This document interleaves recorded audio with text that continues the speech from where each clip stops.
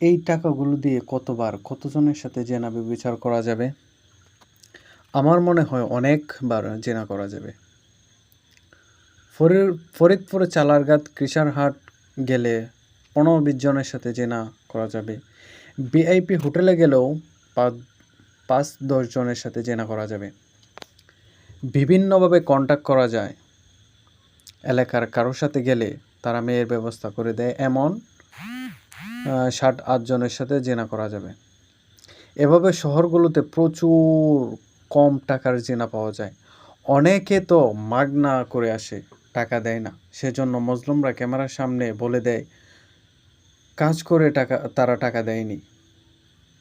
কিছু মেয়েরা এসব করে বাড়িতে টাকাও পাঠায়।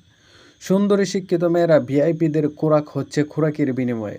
প্রেমিক, কাজিন, কলিগ, বস এদের সাথে সম্মতিতে যা হয় সেটা বাদই দিলাম। মোট কথা টাকাওয়ালাদের জন্য জিনা বিবেচার করা খুবই সহজ। আবার টাকা নাই যার, তারও বহুত সুযোগ রয়েছে।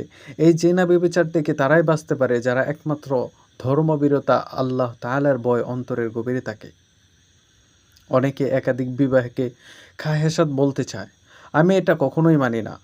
যেখানে এত জিনা করার সুযোগ, সেখানে বিয়ে খাহেসাত নয়, বরং প্যারা মনে করি আমি এটা।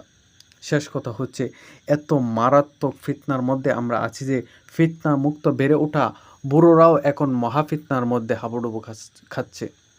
অশ্লীলতার সয়লাভ বাদ যাচ্ছে না শিশুরাও। বাপ মায়ের মোবাইলে তারা শিখছে। স্বামী স্ত্রী পর্ণ আসক্ত হচ্ছে।